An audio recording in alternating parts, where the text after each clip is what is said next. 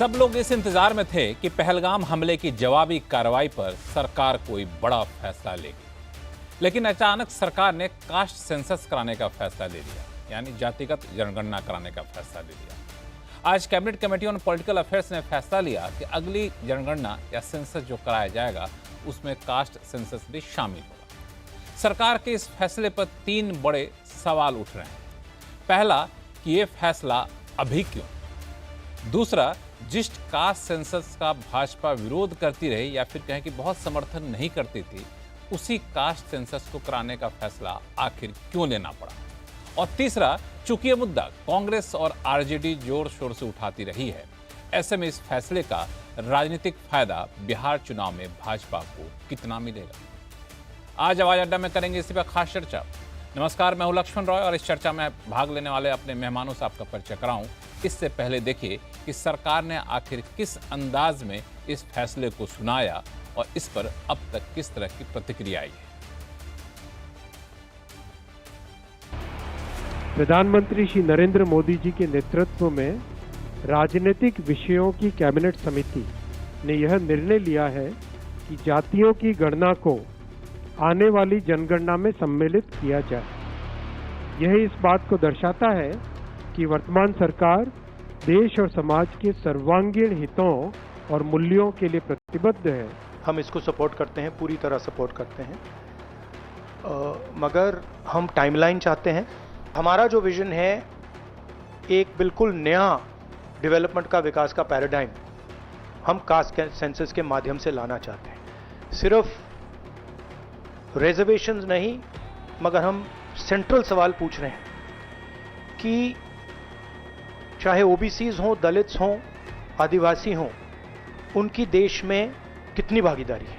देखिए, ये हम लोगों की 30 वर्ष पुरानी मांग रही है और ये हमारे पुरखों की जीत है, समाजवादियों की जीत है, लालू जी की जीत है। कांग्रेस के जो नेता हैं श्री राहुल गांधी जी और उनकी कंपनी, उनके मुंह पर ये करारा तमाचा है।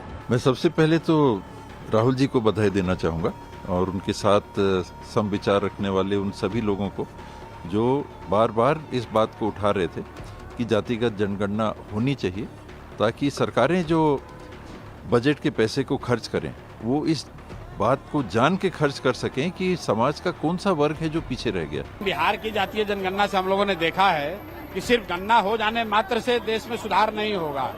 गणना के आधार पर जो फाइंडिंग निकल कर आए, सरकार उस पर काम करेगी, तब सुधार होगा। जिस तरह से जनगणना के साथ जातीय जनगणना भाजपा कराना चाहती है, उससे पता चलता है कि भाजपा की कहीं नीयत में कोई खोट है।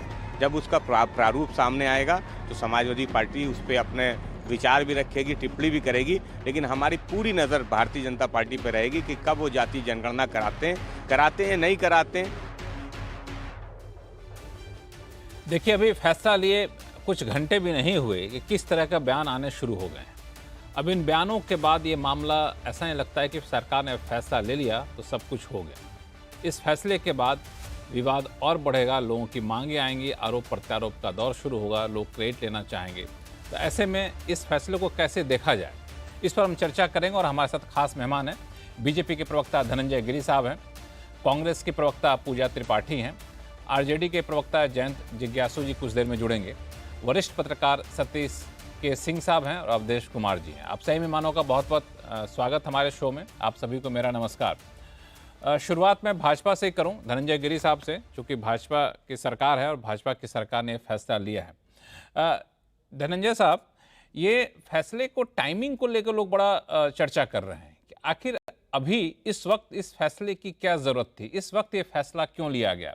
कहीं पहलगाम हमले के बाद जिस तरीके के दबाव सरकार के ऊपर बन रहे थे कि तत्काल आप कुछ करिए, तत्काल आप कुछ करिए, जो वाकई संभव होता नहीं है, बहुत कुटीति इसमें होती है, तो इस दबाव को कम करने के लिए या फिर लोगों का थोड़ा डाइवर्ट करने के लिए इस तरह के फैसले लिए गए अभी क्या?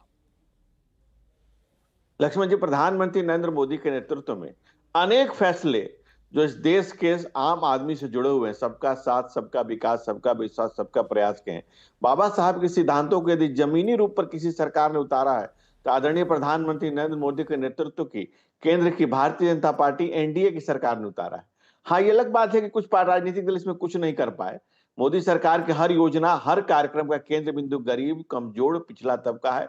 अंत्योदय प्रधानमंत्री का संकल्प है और समता मूलक मतलब समाज की स्थापना करना हमारा मूल उद्देश्य है। 30 अप्रैल 2025 के दिन प्रधानमंत्री नरेंद्र मोदी की राजनीतिक कमेटी ने इसको घोषित किया कि इस बार जातिगत जनगणना भी शामिल होगी जनगणना में।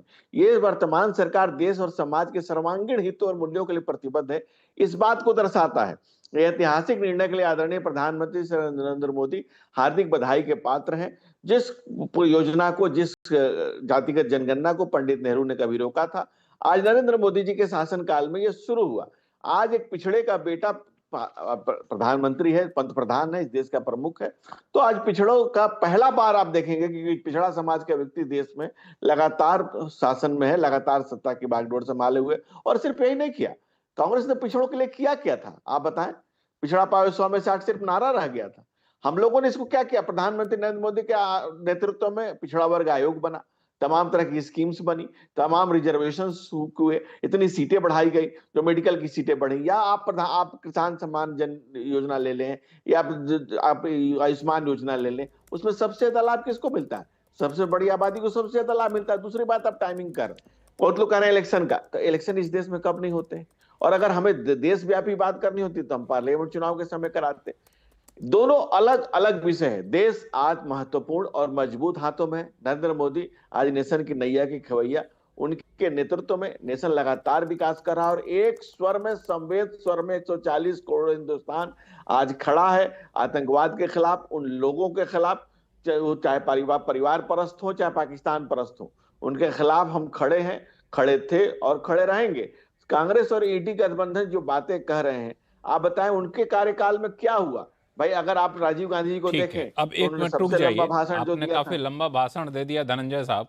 अब जरा पूजा त्रिपाठी जी हैं, कांग्रेस की प्रवक्ता हैं, उनसे पूछ लेते हैं। पूजा जी, ये दरअसल जिस तरीके से पिछले कुछ महीनों में या फिर कुछ मौके पे राहुल गांधी ने इस पूरे मामले को जोर शोर से उठाया, और ऐसा लग रहा था कि कांग्रेस इसको अपना एजेंडा या फिर अपनी मुहिम के तौर पर देख रही है, लेकिन एन वक्त पे सरकार ने यह फैसला ले लिया, तो क्या ये माना जाए कांग्रेस से मुद्दा छिन गया? बिल्कुल नहीं लक्ष्मण जी, मुझे लगता है राहुल गांधी की राजनीति, और सिर्फ राहुल गांधी की क्यों, राजद के तेजस्वी यादव जी की राजनीति, सपा के अखिलेश यादव की राजनीति का एक जो कोर पॉलिटिकल बेस था वो था जातिगत जनगणना। यही नरेंद्र मोदी जी है जो कहते थे कि इस देश में सिर्फ 4 जातियां हैं, और 2024 की, कुछ खास पीछे नहीं जाऊंगी, 2024 के लोकसभा इलेक्शंस के पहले उन्होंने कहा था कि जातिगत जनगणना की मांग अर्बन नक्सल्स की मांग है। ये वही लोग हैं जो कुछ महीनों में ये जातिगत जनगणना पे आ गए। मुझे याद है पिछले बजट सेशन में अनुराग ठाकुर उठ के राहुल गांधी पर एक बहुत ही जातिगत टिप्पणी, बहुत ही जातिगत कटाक्ष और जातिगत अब्यूज दिए थे, जब उन्होंने कहा था जिसकी जाति का पता नहीं वो जनगणना की मांग करने चला है देश में। आज वही नरेंद्र मोदी सरकार, और यह फेर है, ये 99 वर्सेस 239 का फेर है। ये वो लोग हैं जो संविधान बदलने चले थे, और आज ये जीत किसी नेता की नहीं है, किसी का एजेंडा छीनना, किसी का किसी का इश्यू छिन जाने की जीत नहीं है। यह सामाजिक न्याय की जीत है, ये सत्ता के झुकने की जीत है। अगर आप अपने अधिकारों के लिए समग्र और सतत प्रयास करेंगे, और यह अधिकार यहाँ पे सिर्फ 400 पार का नारा नहीं चलेगा, संविधान बदलने का नारा नहीं चलेगा। आपको अधिकार आधारित न्याय व्यवस्था, सामाजिक न्याय व्यवस्था की नींव रखनी पड़ेगी, और यही जातिगत जनगणना है। और यह अधिकार आधारित व्यवस्था की नींव है, पहला कदम है, और भाजपा की नकारात्मक राजनीति का आखिरी कदम है जो मैं कहूंगी। तो जब ये कहते हैं कि ये मास्टर स्ट्रोक है, ये है, मुझे याद है लक्ष्मण जी, मैं कुछ डिबेट्स में जाती थी जहां मैं जातिगत जनगणना को बहुत एडवोकेट करती थी, तो यही एंकर्स मुझे कटाक्ष करके कहते थे, अरे आप तो ब्राह्मण है, आपसे अगर जातिगत जनगणना हो जाएगी तो आपसे ही ले लेंगे। तो जो पूरा मीडिया, जो पूरा सरकार और जिनके सारे मंत्री संतरी, चाहे आरएसएस के गोलवलकर जी हो, चाहे इनके पूरे कैबिनेट हो, जो कहते थे ये तो जाति बढ़ाएंगे। अरे छोड़िए, एक हफ्ते पहले पहलगाम की जब लाशें भी ठंडी नहीं हुई थी, पहलगाम दुर्घटना की, और उसके बाद जब इनकी आतंकी घटना की लाशें ठंडी नहीं हुई थी, इनके भारतीय जनता पार्टी के हैंडल से एक बहुत ही निम्न स्तरीय ट्वीट आया था कि धर्म नहीं, जाति नहीं, धर्म पूछा था। तो आज वही सरकार जब झुककर जातिगत जनगणना के लिए तैयार हो गई, तो सरकार का स्वागत करते हैं। लगातार आप भाजपा पे प्रहार कर रही हैं, धनंजय साहब बोलना चाहते हैं। धनंजय जी। लक्ष्मण जी, संक्षिप्त में बात बेहद धनंजय जी। बेहद शर्मिंदा करने वाली बात है। ये घटिया नहीं, ये सही ट्वीट आया था। घटिया ट्वीट तो कांग्रेस ने किया था जिसको हटाना पड़ा, वो घटिया ट्वीट था। जो आप इस देश के पंत प्रधान पर, इस देश के प्रमुख पर, इस देश के मुकुटमणि पर, इस देश के 140 करोड़ के रिप्रेजेंटेटिव पर आपने घटिया ट्वीट किया जिसको हटाना पड़ा। वो एक सच ट्वीट था कि कुछ अलगाववादी तत्व हमें बांटना चाहते हैं, वो पाकिस्तान परस्त हो या भाई आपके बीच में नहीं बोला ना, आपके बीच में नहीं बोला ना। मानते हैं कि नहीं मानते हैं, सीधी सी बात है ना। आप डाइवर्ट क्यों हो रहे टॉपिक में? आप जाति को मानते हैं कि नहीं मानते? आप चाहते हैं, आप कहते थे ना कि विपक्ष की राजनीति जातिगत भावना को बढ़ाएगी, जातिवादिता को बढ़ाएगी, समाज से दूर ले जाएगी। आप नहीं समझ गया मैं आपकी बात। व्यक्तिगत जनगणना का अनाउंसमेंट करते हैं तो आप जाति के होने को मानते हैं कि नहीं? ये बस मेरा सिंपल सा सवाल है भारतीय जनता पार्टी से। मैं आपके मैं कह रहे हैं कि हमने तो विजन दिया था और आप लक्ष्मण जी क्या तरीका है लक्ष्मण जी? या तो आप एंकरिंग छोड़ दीजिए लक्ष्मण जी, एंकरिंग दे दीजिए। नहीं आप चुप हो जाएंगे तो दूसरा बोलेगा। आप बोलिए अब। आप लक्ष्मण जी बोलना शांत कर दिए तो क्या कर सकते हैं बताइए। लक्ष्मण जी शांत हो जाइए वरना मेरी एंकरिंग छोड़ा देंगे। धनंजय जी आप ही बोलिए, शांत रहिए। हाँ बोलिए। नहीं लक्ष्मण जी, अपने समय में बहन बोल रही थी, पूरा बोली, मैंने एक बार भी नहीं बोला, मैंने अपने ऑब्जेक्शन को रेज किया। जब मैं बोल रहा हूं वो पूरी बात सुन ले। अभी अपने आप को ब्राह्मण भी बता रही थी कि मुझे कुछ डिबेट में उनको ब्राह्मण बताया गया, लेकिन राहुल गांधी जी की जाति पर वो कह रही थी कि अनुराग ठाकुर ने कहा, तो अनुराग ठाकुर को बता दे अपनी जाति। क्योंकि जब राहुल गांधी खुद गए थे सोमनाथ के मंदिर में तो उन्होंने गैर हिंदू रजिस्टर मंगा के साइन किया था, और उन्होंने खुद किया था, किसी और ने नहीं किया था। कि वक्त उस पर कहते हैं ना कि जाल बदल गई, गोत बदल। मुद्दे पर एक मिनट एक लक्ष्मण जी, मैंने अभी क्या कहा कि आज पिछड़ा समाज का व्यक्ति आज देश का प्रधानमंत्री है, पंत प्रधान है, और कांग्रेस ने जो घटिया ट्वीट किया, जिस ट्वीट की बात कर रही थी, उसको उन्होंने हटाना पड़ा उन्हें। और वो सही ट्वीट किया गया था कि इस देश के कुछ अलगाववादी आतंकवादी तत्व इस देश में विखंडन की राजनीति करते हैं, इसलिए वो धर्म पूछ करके उनकी हत्या कर रहे हैं ताकि इस देश में वैमनस्य पैदा हो और उसको हवा पानी। इस डिबेट के बीच में एक मिनट धनंजय जी, बाकी लोग भी उनको जोड़ लेता हूं। जैन जिज्ञासु आपके पास आऊंगा, लेकिन सतीश के सिंह साहब हमारे साथ हैं, वरिष्ठ पत्रकार है। सतीश जी, ये जो मुद्दा अभी चर्चा कर रहे थे दोनों लोग, कांग्रेस और भाजपा के प्रवक्ता, दरअसल जब पहलगाम हमले का ये वीडियो आया, जब ये नैरेटिव बनाने की कोशिश की गई, यार लोग कई बार देखा भी कि जाति नहीं पूछी गई, धर्म पूछ करके हमला किया गया, तो ऐसा लगा कि धर्म के नाम पे लोग इकट्ठा हो रहे हैं, एकजुट हो रहे हैं। एक बात और, आपको ये भी नारा याद होगा सतीश जी कि बटोगे तो कटोगे, तो एक तरह से जाति के बजाय धर्म के नाम पर एकजुट करने की कोशिश की गई थी, लेकिन अचानक से ये धर्म परिवर्तन कैसे हो गया? यही धर्म परिवर्तन हो ही गया लगता है। आप सही कह रहे हैं, मैं इसका लिटरल मीनिंग लगा रहा हूँ, धर्म परिवर्तन हो गया। मैं वो कांग्रेस की प्रवक्ता है ना, उनकी बातों में ज़्यादा वजन आज देख रहा हूँ कि भाई आप इन्हीं लोगों तो कहते थे विपक्षियों को विभाजनकारी, अर्बन नक्सल, देश को तोड़ने वाला, जातिवादी, तो ये अचानक से ये धर्म परिवर्तन कहाँ से हो गया? पहली बात ये है, हम तो सोच रहे थे कि पाकिस्तान पर मिसाइल की खबर आएगी, तो ये तो हमको लगता है मंदिर चलाते चलाते, हिंदुत्व चलाते चलाते इन्होंने अब मंडल का विस्तारित रूप चलाने का फैसला किया है। मैं कहूँगा ये सही बात है कि राजनैतिक दृष्टि से एक बहुत ही अच्छा कदम है। मैं आपके चैनल पर पहले कह के गया हूँ कि ये देखिए, ये भाजपा ही कराएगी कास्ट सेंसस, और ये हो गया। आरएसएस भी मांग करती थी, तब भी आप लोगों ने सब शो किया था, तो मैं यही कहता था यही करेंगे, क्योंकि यही करना भी चाहिए था। इससे तो हमको तो लगता है हिंदुत्व मजबूत होता है, जो इन्होंने किया है। लेकिन इसका क्रेडिट अब कैसे भाजपा लेगी? सतीश सवाल ये मैं एक और बात कहना, एक बात और कहना चाहता हूँ। मैं ये कहना चाहता हूँ, भारतीय जनता पार्टी के 1000 नेता, पार्टी कार्यकर्ता और प्रवक्ता जाति जनगणना के खिलाफ बोलते बोलते पक गए और लोगों को पका दिया, लेकिन आज अब उसी के पक्ष में बोलेंगे। तो ये तो खाली बैनर और प्ले कार्ड लेके चलते हैं, इनको तो बस चलते रहना है, चलते रहना है। धनंजय जी संक्षिप्त में जवाब दीजिए, फिर मैं अवधेश जी के पास जाऊंगा। धनंजय जी, आप इशारा कर रहे हैं। लक्ष्मण जी, इस सृष्टि में हमारी दृष्टि जैसी होती है वैसे हमें दृश्यमान चीजें दिखती हैं। आदरणीय नरेंद्र मोदी पिछड़े का बेटा इस देश का प्रधानमंत्री है। आज चांदी के चम्मच पे चाय की केतली लेकर के स्टेशन पर दौड़ते दौड़ते, जो आदि प्लेटफॉर्म पर दौड़ते दौड़ते जो देश का विकास कर रहा है, आज पर गांधी परिवार की बात, कांग्रेस की बात कर रहे हैं। कांग्रेस पार्टी में छोड़िए ना भाई, एक परिवार से बाहर कोई प्रधानमंत्री कब तब बना जब परिवार में कोई बनने लायक नहीं रह गया। भाई पंडित नेहरू हुए, इंदिरा गांधी हुई, राजीव गांधी हुए, क्यों नहीं करा है? क्यों नहीं करा है कभी? क्यों नहीं कभी पिछड़े का कोई बेटा, कोई पिछड़ा प्रधानमंत्री रहा हो, पूरे टेन्योर पूरा करने दिया हो कांग्रेस पार्टी ने? तो बताइए, कभी टेन्योर पूरा करने दिया हो? लेकिन और भारतीय जनता पार्टी किसी एक नेता ने इसका विरोध किया हो तो बताइए भाई। पिछड़ा वर्ग आयोग हमने बनाया, पिछड़ों को संवैधानिक ताकत हमने दी, पिछड़ों को संवैधानिक ताकत हमने दी। और जिसने काका कालेलकर की रिपोर्ट को ठंडे बस्ते में डाला, पंडित नेहरू ने। उसके बाद बीपी मंडल की रिपोर्ट को ठंडे बस्ते में डाला इंदिरा गांधी ने। राजीव गांधी ने अपने जीवन के सबसे लंबे कार्यकाल में बोला, कब बोला?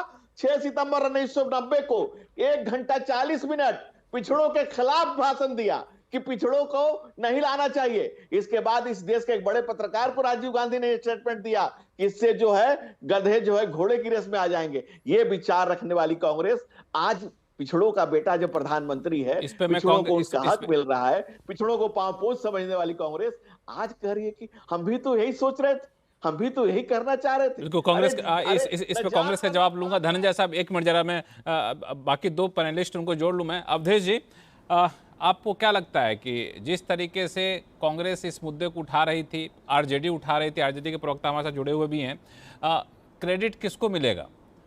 अभी तो प्रेस कॉन्फ्रेंस करके राहुल गांधी साहब ने क्रेडिट लेने की पूरी कोशिश की। इससे पहले आरजेडी के तेजस्वी यादव ने कहा कि ये तो क्रेडिट हमें जाता, हमने इसकी लड़ाई लड़ी है। लक्ष्मण जी, असल में हमारे देश की स्मृतियां बहुत कमज़ोर है और पत्रकारों को भी काफ़ी कमज़ोर है, तो कोई चारा नहीं होता है। अगर हमको केवल पॉलिटिक्स और बयान पर डिबेट करना है इस विषय पर, तो फिर तो क्या है? तो जरा सा कुछ फैक्चुअल सिचुएशन इसको समझिए। यूपीए सरकार ने 2011 में जातीय जनगणना कराने की बात की। उस समय गृह मंत्री चिदंबरम ने इसका विरोध किया, लगातार विरोध किया। तो मनमोहन सिंह जी ने प्रणब मुखर्जी की अध्यक्षता में एक जीओएम बना दिया। फिर तय हुआ कि ठीक है, हम इसको जाति जनगणना हम सेंसस कमिश्नर की बजाय हम ग्रामीण विकास मंत्रालय से करा देंगे, और इसका नाम दिया गया सामाजिक आर्थिक सर्वेक्षण। और देश अगर उस समय का वेबसाइट ढूंढिए तो जितनी पार्टियां जाति जनगणना की मांग कर रही हैं, उसमें लालू प्रसाद यादव, मुलायम सिंह यादव, सब ने उस समय जाति जनगणना का विरोध किया था, बाजाबता पार्लियामेंट में विरोध किया था। और इन्हीं के विरोध के कारण उस सेंसस कमिश्नर के यहां से नहीं हुआ था, एक फैक्ट। अब दूसरा आते हैं, उस रिपोर्ट के आने के बाद यूपीए सरकार ने उसको जारी नहीं किया। अब देश से भूल रहा है कि नरेंद्र मोदी सरकार के आने के बाद 2017 में मोदी सरकार ने निर्णय किया कि हम इस रिपोर्ट को जारी करेंगे। कैबिनेट की मीटिंग हो गई 2018 में। गृह मंत्री के नाते राजनाथ सिंह जी ने घोषणा कर दी कि अभी हम इस रिपोर्ट को जारी करते हैं। और उसके साथ एक बात और कही कि अब आगे जब भी जनगणना होगी उसमें जाति की गणना करा ली जाएगी। अब आप ध्यान रखिए इसको, ये सारे ऑन रिकॉर्ड बातें हैं। और उसके लिए जारी करने के लिए एक कमेटी बनी थी अरविंद पनगड़िया जी के नेतृत्व में। और ये जानना पड़ेगा, जो हम लोग बहुत उत्साहित हैं, जब उस रिपोर्ट का अध्ययन शुरू हो गया तो सबने हाथ खड़े कर दिए। एक तो काफ़ी त्रुटि थी उसमें, लेकिन सबसे जो परिस्थिति थी कि 46 लाख जाति और गोत्र आ गए थे। एक राज्य में जो जाति है वो दूसरे राज्य में वो दूसरी जाति में है, तो उसने हाथ खड़े कर दिए, भाई ये तो जारी नहीं किया जा सकता है। फिर मोदी सरकार उस पर चुप हो गई और उस समय से इस पर बात बंद हो गई। इवन जब इस पर सुप्रीम कोर्ट में केस आया तो मोदी सरकार की ओर से शपथ पत्र दिया गया कि यह व्यवहारिक नहीं है। तो इसलिए जब इस पृष्ठभूमि को ध्यान रखेंगे ना, तब यह समझ में आएगा, ये सरकार ने पहले में ही फैसला किया था कि हम गणना होगी अगर 2021 में तो हम करा लेंगे, लेकिन उसके बाद की परिस्थिति बदल गई थी। तो जिन लोगों ने उस समय विरोध किया वो आज मांग कर रहे हैं, तो ये देखना तो पूछा जाएगा कि आप लोग उस समय तो विरोध कर रहे थे। अब इसके अंतिम बात पर आते हैं। इसमें अवधेश जी देखिए, घोषणा कर देने एक बात मैं, क्योंकि हाँ, अपनी बात पूरी करिए, फिर अपनी बात करूंगा। आप अपनी बात पूरी करिए। हाँ। ऐसा देखिए, इस समय की परिस्थिति में निश्चित रूप से विपक्ष, कांग्रेस पार्टी, बाकी पार्टी कहेगी देखो देखो हम तो मांग कर रहे थे, ये तो मानने के लिए तैयार नहीं थे, अब मेरे दबाव के साथ झुक गए। ये पॉलिटिकल बयान दिया जाता रहा है। लेकिन हमने देखा है कि कर्नाटक सरकार जारी नहीं कर सकी है, राजस्थान सरकार ने कराया था वो जारी नहीं कर सकी है। तो इतना इजी इशू नहीं है ये। भारत की जाति व्यवस्था इतनी जटिल है कि दुनिया की कोई, हालांकि अपने नहीं पूरी बात कर लूं, सुनिए याद दिलाने की कोशिश नहीं, बाकी वक्ता को बोलने का मौका मिल जाएगा ना, आप ही करेगा तो पूरा शो आप ही के नाम पे चला जाएगा। आप ले लीजिएगा, आप दोबारा मैं बोल लूंगा, मुझे दोबारा आएगा तो बोल लूंगा। दो बातें नहीं, संक्षेप है सर। अगर आप फैक्चुअली बात करेंगे तो इसको काट काट के तथ्य देने पड़ते हैं, केवल राजनीतिक बोलूं। अब मैंने तो एक लाइन भी फैक्ट के अलावा भी कुछ नहीं बोला है। देखिए अंतर कितना है अपनी बात कि 1931 की जो जनगणना, सुनिए 1931 की जनगणना हुई थी ना, तो उसमें सारी जातियों की संख्या 4147 आई थी। आप सोचिए, और अब कितनी आ गई उसमें 46 लाख। उसी तरह से महाराष्ट्र का एक उदाहरण देता हूं। पिछड़े अनुसूचित जाति जनजाति एक ही साथ आते थे, 494 जाति थी, और 2011 में मालूम है महाराष्ट्र की कितनी आई है? 4,28,677। तो इसको, ये भारत की जाति व्यवस्था इतनी जटिल है कि आप, मोदी सरकार ने फैसला किया है। पिछले साल ही अगस्त में लगभग गृह मंत्री ने यह संकेत दे दिया था अपने बयान में, जब पूछा गया था रायपुर में, तो उन्होंने कहा जब भी जनगणना होगी आपको फैसले की जानकारी मिल जाएगी। तभी से लगने लगा था कि सरकार ने अपना मन बदल लिया। मैंने एक आर्टिकल भी लिखा। ठीक है, हालांकि आपने जो फैक्ट रखा इसमें से एक फैक्ट लगता है कहीं मिस कर गए आप, या फिर नहीं आपने ध्यान दिया कि 2001 में जब पहली जनगणना की बात हुई थी ना, तो उस वक्त भी प्रधानमंत्री के सामने रजिस्ट्रार ऑफ सेंसस जो थे उन्होंने कहा था कि कास्ट सेंसस को जरूर इंक्लूड करिए, हालांकि इंक्लूड नहीं किया गया था उस वक्त। जयंत जिज्ञासु जी, मामला सब होगा, क्रेडिट किसके पास जाएगा? ऐसे समय में जब बिहार में चुनाव होने वाला है, आरजेडी इसका पूरा श्रेय लेने की कोशिश करेगी, कांग्रेस उधर से आ रही है और इधर से बाजी मारने की कोशिश भाजपा ने कर दी है, क्योंकि जो जीता वही सिकंदर, फैसला इन्होंने ले लिया है। अब किस आधार पर भाजपा को घेरेंगे आप? देखिए, हमारे वैचारिक प्रणेता डॉक्टर लोहिया कहते थे कि प्रकृति का नियम जो भी हो, मनुष्य का नियम होना चाहिए समता। और हमारे नेता लालू प्रसाद जी, मुलायम सिंह जी, शरद यादव जी, इन सब ने यह कोशिश की कि लोहिया के उस सूत्रवाक्य को पकड़कर राजनीति की जाए और सबका उत्थान किया जाए। जो गांधी का आखिरी व्यक्ति है उस तक हमारे विकास की, हमारी शिक्षा की, हमारे आर्थिक उन्नयन की रोशनी पहुंच सके। और इसलिए यह एजेंडा जो है जातिवार जनगणना का, वह समाजवादियों का रहा है। मैं बहुत अतीत में नहीं जाऊंगा, लेकिन ये तो आप भी बता ही चुके हैं कि 1881 में जो जातिवार जनगणना शुरू हुई पहली बार, और 1931 के बाद नहीं हो सकी। लेकिन यह भी सच है कि चाहे वो द्वितीय विश्व युद्ध हो, चाहे वो 1971 का युद्ध हो, तब भी इस देश में सेंसस हुआ कम से कम। लेकिन यह जो दशकीय जनगणना है, उसको भी पिछले 5 वर्षों से टाला गया कोरोना की आड़ में, जबकि दुनिया के समझ लीजिए कि 81% देशों ने अपने यहाँ सेंसस कंडक्ट कराया। और हमारे यहाँ जो इस बार का बजट है, उसमें सिर्फ 575 करोड़ रुपए का आवंटन है। तो यह किसी से छुपा हुआ नहीं है कि इस सरकार को लोक कल्याणकारी राज्य में नीतियों को सम्यक ढंग से बनाने और जरूरतमंद लोगों तक उसका फायदा पहुंचाने में दिलचस्पी नहीं है। अगर ऐसा होता तो चाहे वो उपभोक्ता सर्वेक्षण हो, चाहे वो राष्ट्रीय परिवार स्वास्थ्य सर्वेक्षण हो, आवधिक श्रम बल सर्वेक्षण हो, चाहे राष्ट्रीय खाद्य सुरक्षा अधिनियम और राष्ट्रीय सामाजिक सहायता कार्यक्रम सहित जितने सर्वेक्षण और वेलफेयर स्कीम्स हैं, उन सब के लिए हमारे पास अद्यतन डेटा नहीं थे। तो मैं समझता हूं कि आज जो यह फैसला सरकार ने लिया है, वही सरकार के मुखिया नरेंद्र मोदी कहते थे कि इस देश में सिर्फ 4 ही जातियां हैं, अमीर है, गरीब है, महिला है, किसान है। तो ये दोहरे लोग हैं और इनका डबल स्टैंडर्ड है। और ये हमेशा इस बात की खिल्ली उड़ाते थे कि इस बात से जातिवाद बढ़ेगा। लेकिन हमारे नेता लालू प्रसाद जी या फिर बाद में तेजस्वी जी, इन सब ने कहा, और तेजस्वी जी को तो मैं कोट करना चाहता हूं कि अगर जनगणना में धर्म का कॉलम डालने से इस देश में धर्मांधता नहीं बढ़ती है, तो जाति का कॉलम डालने से जातिवाद कैसे बढ़ जाएगा? ये हमारी समझ से परे है। यह किसी के खिलाफ नहीं है, इस बात को मैं स्पष्ट करूं। और इसको हम राष्ट्र निर्माण की प्रक्रिया से जुड़ा हुआ एक अहम कदम मानते हैं, और इसीलिए इसका होना बेहद जरूरी रहा। और चाहे चौधरी चरण सिंह हो जो 81 की जनगणना कराना चाहते थे जातिवार, सरकार नहीं चल पाई, चाहे विश्वनाथ प्रताप सिंह जी हो, 91 की जनगणना कराना चाहते थे जातिवार, सरकार हमारी नहीं चली, या फिर 1996 में जब जनता दल के राष्ट्रीय अध्यक्ष लालू प्रसाद जी थे और इस देश को पहला पिछड़ा प्रधानमंत्री देवेगौड़ा जी के रूप में मिला, तब यह निर्णय हुआ था, शरद जी कार्यकारी अध्यक्ष थे पार्टी के, कि 2001 की जनगणना जातिवार कराई जाएगी। और अटल जी आए और उसको कूड़ेदान में डाल दिया।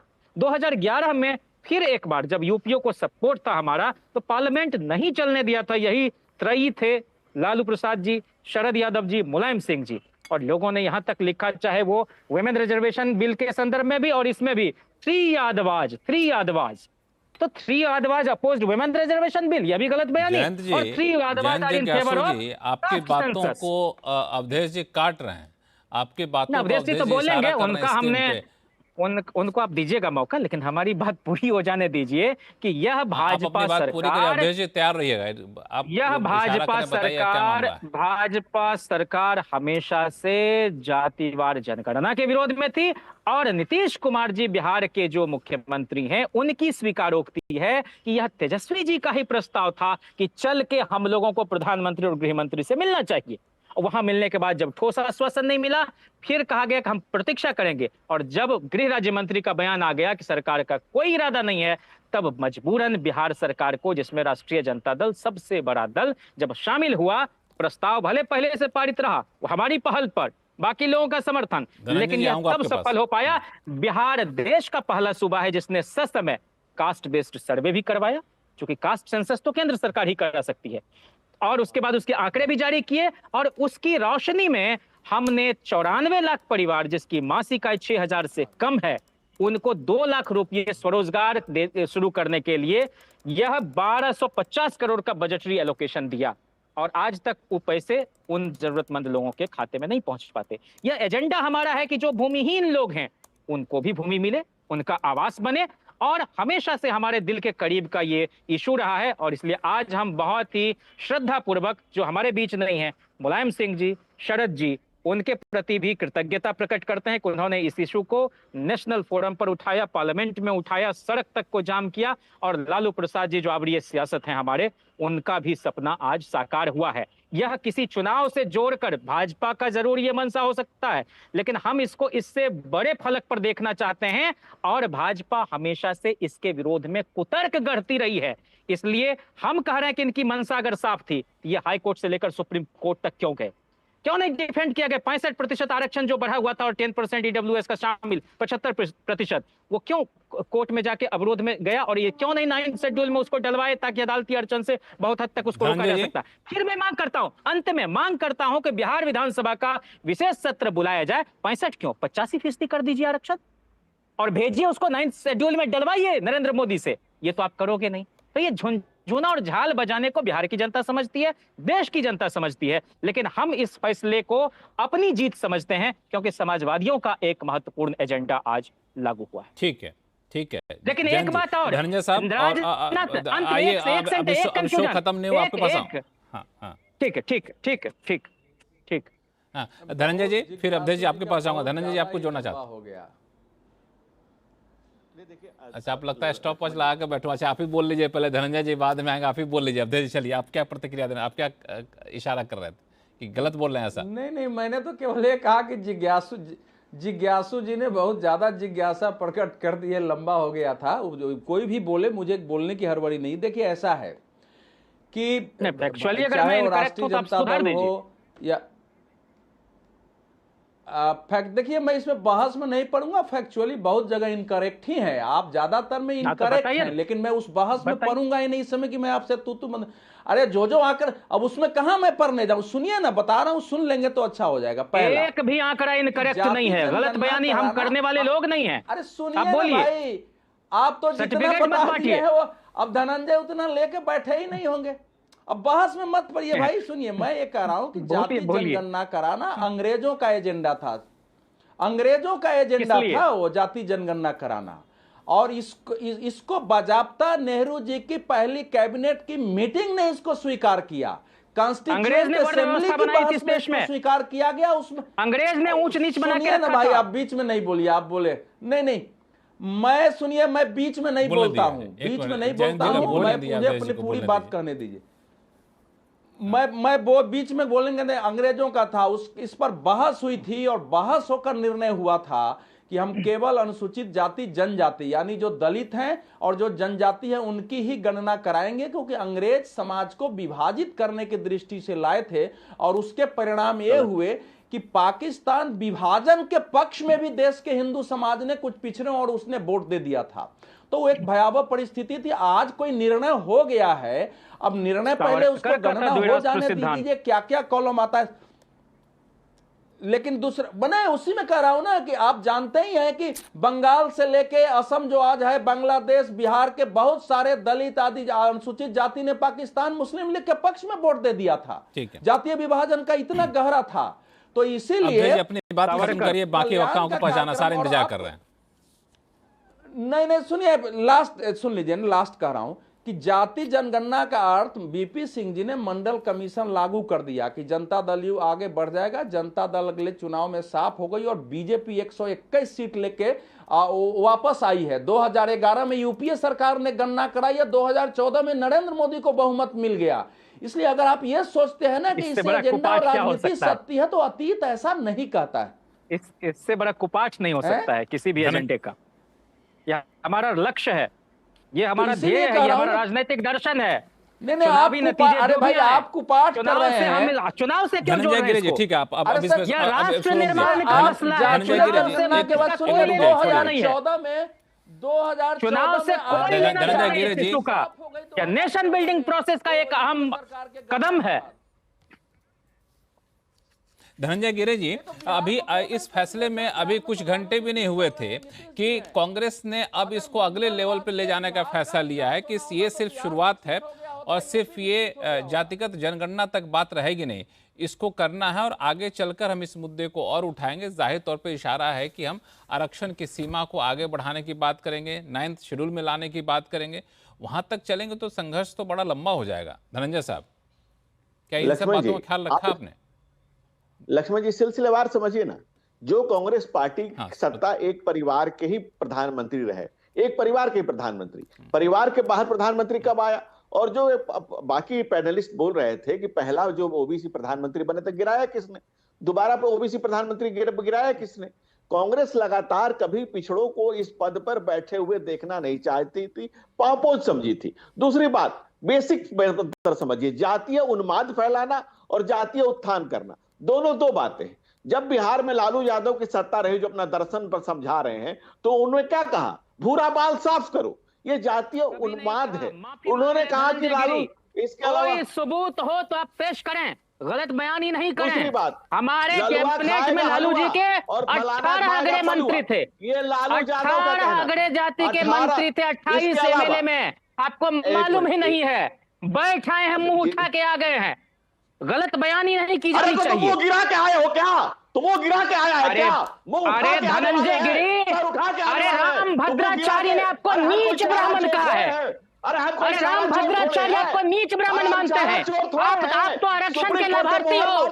अरे दंगाई आदमी, अरे दंगाई आदमी, अरे भाईचारा चोर, अरे ऑक्सीजन चोर, अरे चोरों के सरदार धनंजय गिरी चोर और डकैत को डिफेंड करने वाला एक निर्लज्ज व्यक्ति है।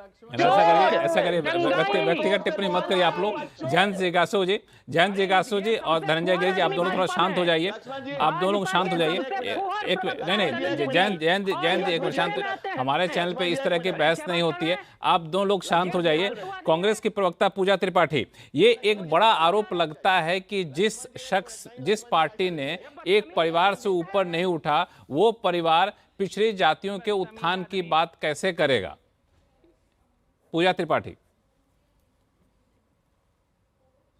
तो भारतीय जनता पार्टी परिवारवाद का बहुत झुंझुना उठाती है। तो पंकज सिंह जो राजनाथ सिंह के बेटे हैं, पंकजा मुंडे, प्रीतम मुंडे, पूनम महाजन, बांसुरी स्वराज, राजवीर सिंह, ज्योति मिर्धा, ये सारे लोगों से रेजिग्नेशन क्यों नहीं लेती?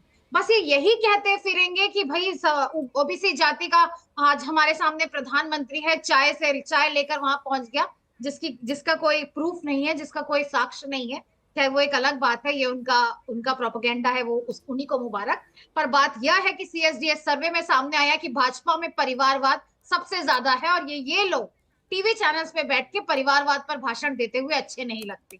और बात यह है कि सबसे बड़ी बात यही है कि यही प्रधानमंत्री 4 महीने पहले बोल रहे थे कि ये अर्बन नक्सल है। परिवारवाद क्या होता है ये तो समझिए पहले आप। ये टूल है, या जाति के नाम पर देश को समझना पड़ेगा। ये ट्रॉल के रूप में ये कहराते थे कि धर्म तो उन्होंने पूछा आतंकवादियों ने, जाति तो इस देश में कोई और पूछ रहा है। जो अभी तक जाति के अस्तित्व को, और बदतमीजों की पार्टी के लोगों से समझना पड़ेगा, अस्तित्व को नकार रहे थे, वो आज जातिगत लोगों से, सिर्फ 249 और कुछ नहीं, लोगों से, इनका सामाजिक फूहड़ लोगों से, बेईमान लोगों से, डकैत लोगों से, देश के गद्दारों से समझना पड़ेगा, देश को लुटवाने वाले लोगों से समझना पड़ेगा। अरे निर्लज्ज आदमी, अश्लील आदमी, फूहड़ आदमी, फूहड़ आदमी,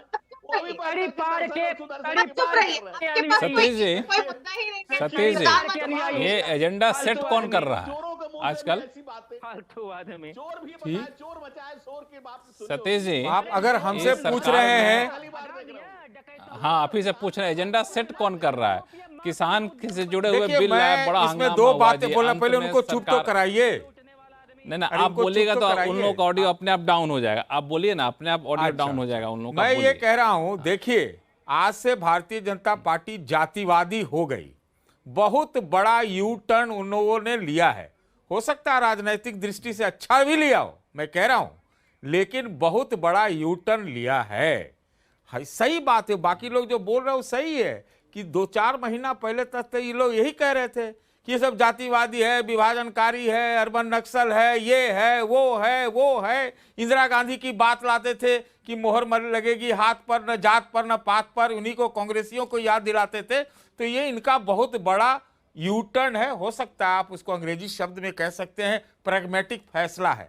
आपने पूछा है कि एजेंडा कौन सेट कर रहा है, तो ये तो मुझे बहुत भली बात याद है, आपके चैनल पर मैं कह चुका हूं, कई जगह कह चुका हूं कि आरएसएस तो भी कहती थी कि ये जाति की गणना होनी चाहिए, एक तरीके से होना चाहिए, एक तरीके से होना चाहिए। तो लगता है कल संघ प्रमुख जी ने प्रधानमंत्री जी से मुलाकात की थी, शायद समझ में उनको आया होगा कि जाति एक रियलिटी है और जो भी है ये करा देने से शायद हिंदुत्व मजबूत होता है।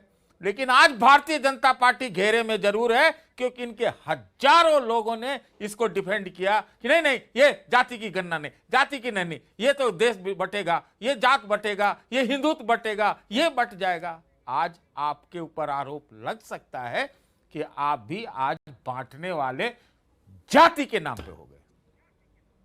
धनंजय गिरि जी, कोई नहीं बोलेगा, धनंजय गिरि जी को उससे बोलने दिया जाए। लक्ष्मण जी, अगर आपकी समझ इस पूरी सृष्टि में, हमारी दृष्टि जहां तक जा सकती है उतना ही हम देख सकते हैं, उतना ही समझ सकते हैं। अपने अपने समझ का दोष है।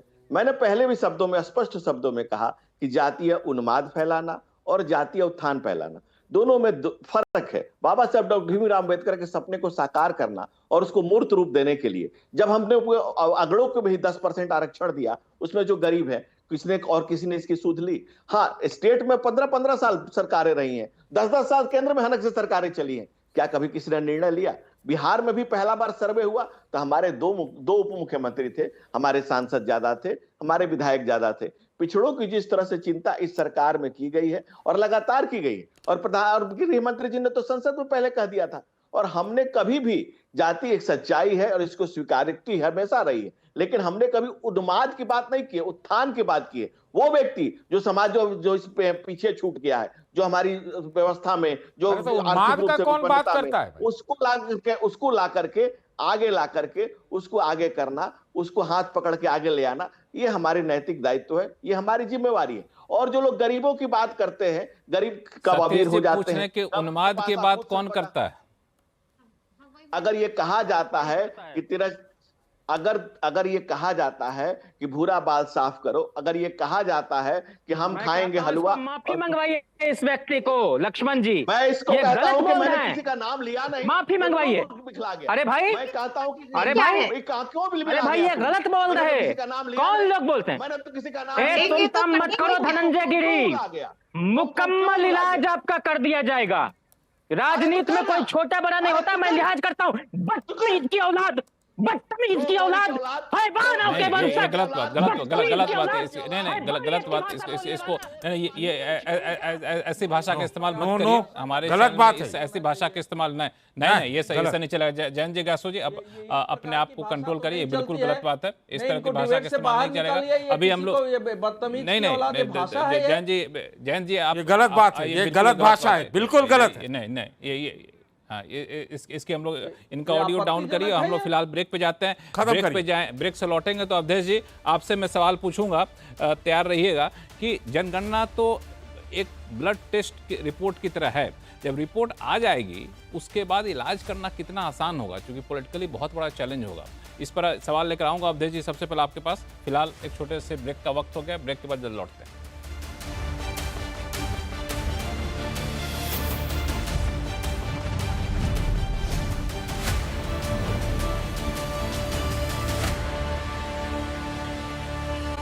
हम लोग चर्चा इस बात पर कर रहे हैं कि सरकार ने जो जातिगत जनगणना कराने का फैसला लिया है, वो फैसले के राजनीतिक मायने क्या हैं और उस फैसले के बाद अगला कदम क्या होगा।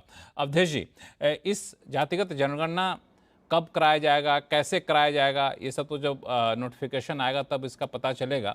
हालांकि इसमें भी राजनीति काफ़ी सारी होगी, लेकिन सवाल ये उठता है, ठीक है अब जातिगत जनगणना करा लिए तो जिसकी जितनी आबादी उतना हक जैसे नारे को तो और बल मिलेगा। तो क्या सरकार के लिए, भाजपा के लिए इसको लागू कर पाना कितना आसान होगा, क्योंकि बहुत बड़ा कह सकते हैं कि सामाजिक संघर्ष को भी जन्म देगा। बहुत जगह से विरोध उठेंगे। जो संवैधानिक बेंच ने, पीठ ने 50% का कैप लगाया वो हटाना पड़ेगा, आपको शेड्यूल 9 में डालना पड़ेगा। आसान तो होगा नहीं इसको आगे बढ़ाना, आपको क्या लगता है? निश्चित रूप से जो ट्रेंड है उसके आधार पर आपका प्रश्न बिल्कुल सही है, और सभी विवेकशील लोगों के मन में ये प्रश्न आएगा कि भाई बिहार सरकार ने तो 75% का बिहार विधानसभा ने पारित कर दिया और कोर्ट ने उस पर रोक लगाया हुआ है। इसके पहले जो बाकी आरक्षण तमिलनाडु पर है, कर्नाटक का केस है, ये मामला देश में पहले से पहले। तो दो बात कह के इसका उत्तर दूंगा। देखिए, वो जो हमारे सतीश जी जो बता रहे थे ना, आरएसएस ने कभी मांग नहीं की थी। मुझे अच्छी तरह याद है 2 सितंबर को पलक्कर में जो उनकी समन्वय बैठक थी तो क्वेश्चन आया था, उस पर जो आरएसएस का आंसर था वो बहुत जरूरी है जानना, इसलिए कि मोहन भागवत जी कल मिलने गए थे, प्राइम मिनिस्टर ने बुलाया था, तो मुझे लगता है यही बात हुई होगी जातीय जनगणना पर। उन्होंने कहा था कि एक बहुत संवेदनशील मुद्दा है, हमारी राष्ट्रीय एकता अखंडता के लिए महत्वपूर्ण मुद्दा है, इसलिए इसे बहुत गंभीरता से निपटाया जाना चाहिए, न कि केवल चुनाव या राजनीति के आधार पर। उन्होंने बताया था कि सभी कल्याणकारी गतिविधियों के लिए विशेष समुदाय या जाति को संबोधित करना जो पिछड़े रहे हैं और कुछ समुदायों और जातियों पर विशेष ध्यान देने की आवश्यकता हो, इसलिए सरकार को संख्या की आवश्यकता होती है, इसलिए सरकार संख्या ले सकती है, कोई समस्या नहीं है, लेकिन उसका उद्देश्य उन समुदायों जातियों का कल्याण होना चाहिए, राजनीतिक उपकरण के रूप में इसका इस्तेमाल नहीं होना चाहिए। तो वो आरएसएस का वक्तव्य जो होता है, हम विरोध करें समर्थन करें, बहुत सोच समझ के सधा हुआ होता है और देश की एकता की दृष्टि से। अब सेकेंड बात पर आते हैं, लेकिन पहले यह देखना पड़ेगा कि जैसे जनगणना जब हम करते हैं, इस बार जाति जनगणना होने जा रही है आजादी के बाद पहली बार, तो जाति जनगणना का सरकार ऑब्जेक्टिव क्या उसमें लिखती है कि क्यों हम जातीय जनगणना करा रहे हैं, बहुत कुछ ऑब्जेक्टिव में होगा। दूसरा कि जब वो होता है तो कॉलम क्या क्या उसमें डालते हैं कि जाति के साथ साथ, क्योंकि अनेक कॉलम पहले भी प्रधानमंत्री इस पर वक्तव्य दे चुके हैं, गृह मंत्री का आ चुका है कि हम उसमें अनेक कॉलम जनगणना का उपयोग जो है देश के विकास की दृष्टि से अनेक मामलों में होता है कि आपके घर में नौकरी कितनी है, कहां से आए हैं, वो सारे इस बार डाला जाएगा। केवल जाति, ये पूरा एक ईश्वर की जो गणना है एक इंटीग्रल गणना है, जनगणना, ये पहले ये सब नीति तय हो चुकी है, बहुत सारी चीजें आ चुकी है कि ये कोई जनरल जनगणना नहीं, अभी तक की सभी जनगणनाओं से अलग। देश के एक एक संबंधित आंकड़े, गांव में एक अगर मान लीजिए आपके घर के सामने भी नल है तो वो भी लिखना है कि वो सरकारी है या क्या है, सड़क है तो वो ईंट है या क्या है वो भी लिखना है, टूटी है तो कितने समय से टूटी है ये भी उसमें लिखना है। तो एक व्यापक जनगणना है, जाति उसका एक पार्ट है। तो इसीलिए जब वो जनगणना का पूरा आ जाएगा तब ये पता चलेगा कि उसमें जाति का कॉलम क्यों डाला गया है। अब आपके प्रश्न पर आते हैं। देखिए, नरेंद्र मोदी सरकार जब आई थी तो उसने पिछड़ा वर्ग आयोग को संवैधानिक दर्जा दिया था, फिर अलग से उसने इकोनॉमिक वीकर सेक्शन के लिए 10% पूरे देश में आरक्षण की व्यवस्था की, अलग से किया कि हर जाति में, उसमें मुसलमान भी हैं, जो लोग कहते हैं मुसलमानों को इकोनॉमिक वीकर सेक्शन में मुस्लिम भी आते हैं, उसमें दूसरी जातियां भी आ जाती है, तो वो किया है। तो इसलिए मोदी सरकार आरक्षण की विरोधी होगी ये तो मैं नहीं मानता हूं, संवैधानिक दर्जा देने। लेकिन एक बड़ा प्रश्न होगा कि क्या जाति जनगणना का उद्देश्य केवल जिसकी जितनी, वो संभव ही नहीं है। फिर तो सारे देश के पूंजीपति हैं, उद्योगपति हैं, देश में निवेश है, सरकार की प्रॉपर्टी है, क्या सबके बराबर बांटा जाएगा? ये संभव नहीं होता है। नारा लगाना आसान है। पूजा त्रिपाठी, कम्युनिस्ट कंट्री, पूजा त्रिपाठी, आपके नेता ने भी चीन भी ऐसा नहीं कर सका है।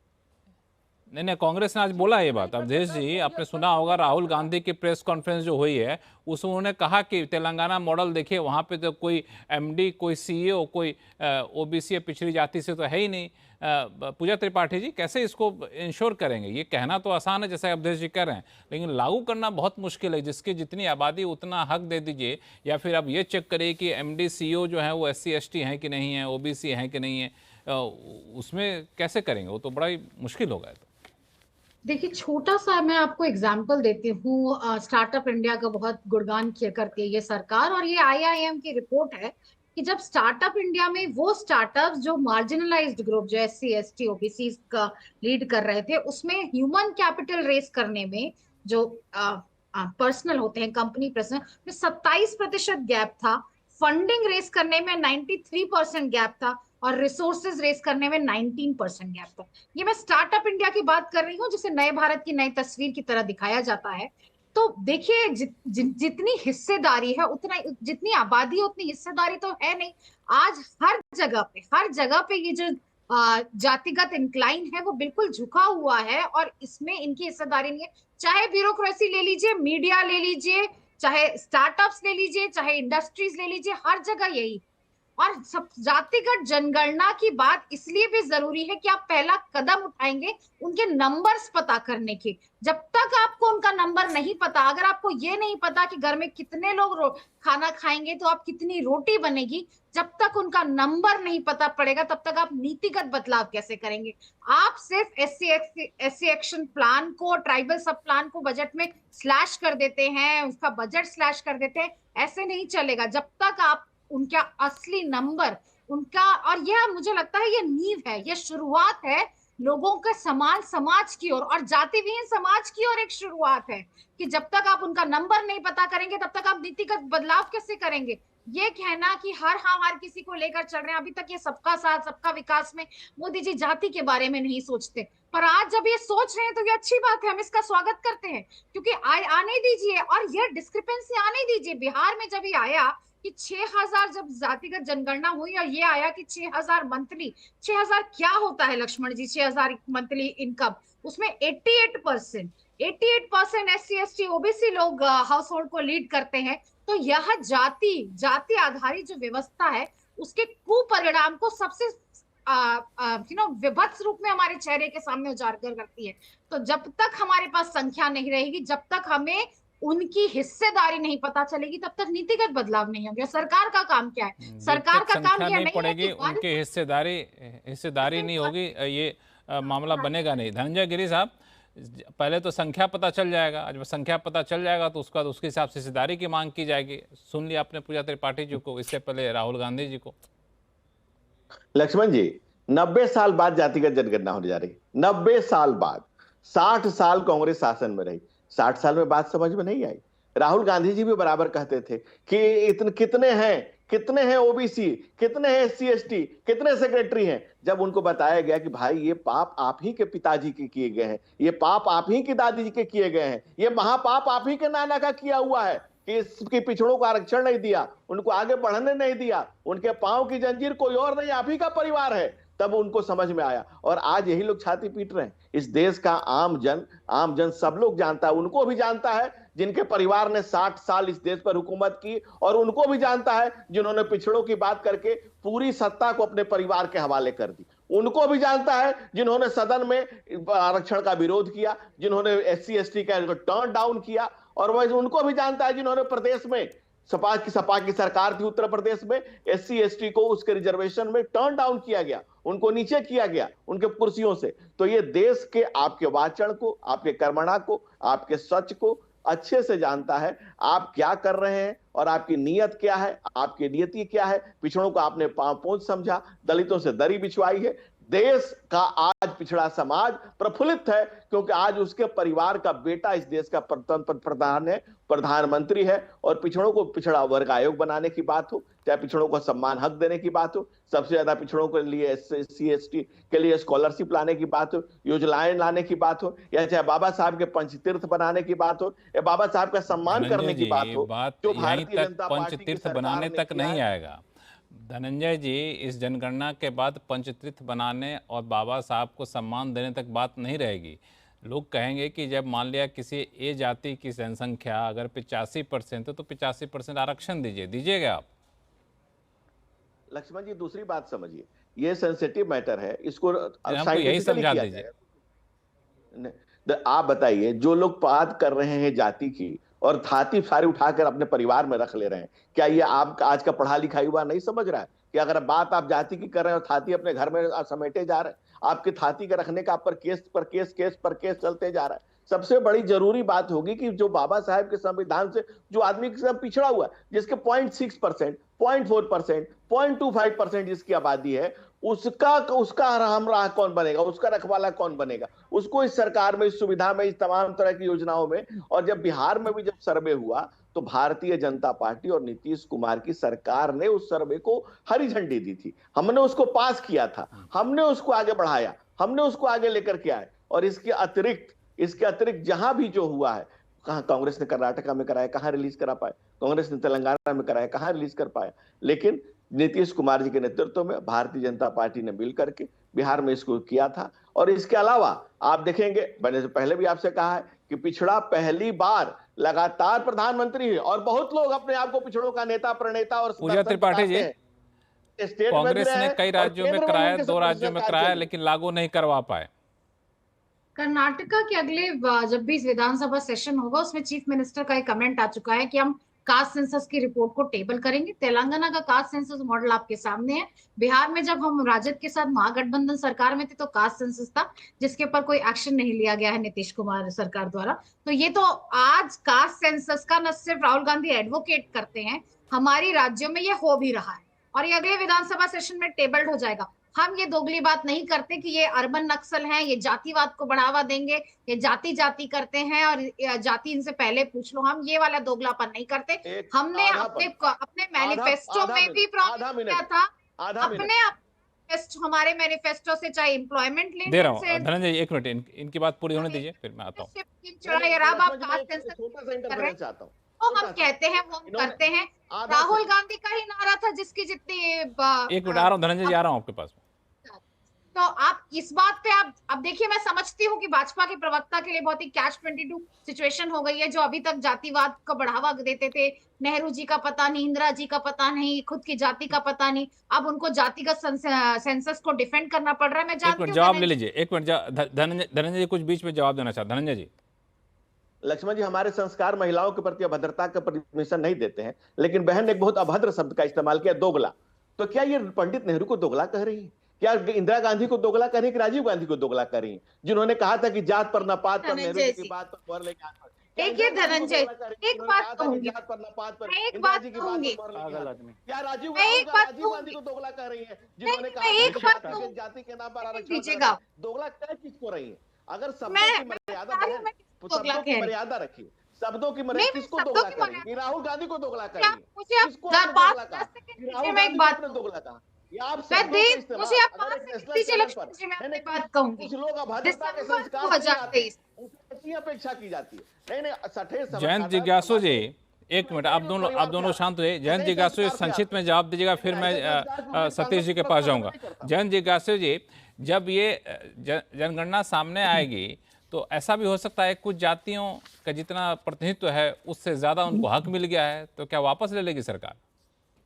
मैं वही तो चाहता हूं कि वैज्ञानिक तरीके से आंकड़े जुटाए जाएं और उससे साफ हो जाएगा और यह नैरेटिव ध्वस्त हो जाएगा कि कुछ पिछड़ी जातियों ने अति पिछड़ों का और दलितों की हकमारी कर दी। हम तो चाहते हैं कि हकीकी डेटा आए, मुकम्मल डेटा आए। दूसरा, आप बोलने दीजिएगा कि एक समय में बौद्धिक बिरादरी जो थी 2021 में, उसने बड़ी मसीह रखी और क्या कहा? दैनिक जागरण में बद्री नारायण ने लिखा कि सियासी शस्त्र न बने जातीय जनगणना।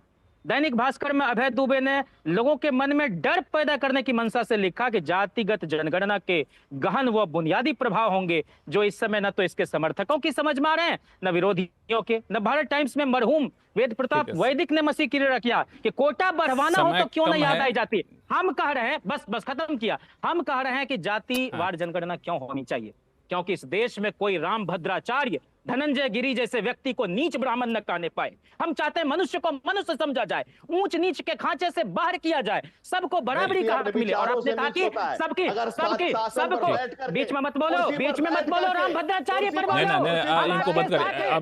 इनको ऑडियो डाउन करिए। ये इस तरह के व्यक्तिगत टिप्पणी ना करें, अच्छा रहता है। तो इसको जो है सो हम लोग दूसरे तरीके से जाते हैं। सतीश जी, ये एक राजनीति को एक बिल्कुल नए चैप्टर पे ले जा रहा है क्या फैसला? आपको लग रहा है कि अब तक जिस तरीके से राजनीति हो रही थी, चुनावी राजनीति हो रही थी, चुनाव लड़े जाते थे, अब ये पूरा शिफ्ट हो गया। अब अलग नैरेटिव बनाना होगा, अलग तरीके से लोग अपने वोट बैंक को समेटने की कोशिश करेंगे। देखिए, भारतीय जनता पार्टी की खासियत है वो गलत को सही, सही को गलत साबित करती है और यू टर्न लेने पर उसको वी टर्न मानेगी, वी टर्न लेगी तो यू टर्न मानेगी। इनका प्रॉब्लम है ये, इतनी गंभीर बात है। इन्होंने एक बहुत बड़ा फैसला किया है, बहुत बड़ा फैसला किया है और ये इनसे अपेक्षित था, करना चाहिए था, इनको करना चाहिए था पहले। बहुत बड़ा फैसला लिया है और बहुत अपेक्षित था, पहले ही इसे करना चाहिए था। आपको बीच में रहूंगा, समय कम है हमारे पास। आप सभी मेहमानों का बहुत बहुत धन्यवाद हमारे शो में जुड़ने के लिए। आवाज अड्डा फिलहाल इतना ही। देखते रहिए CNBC आवाज। नमस्कार।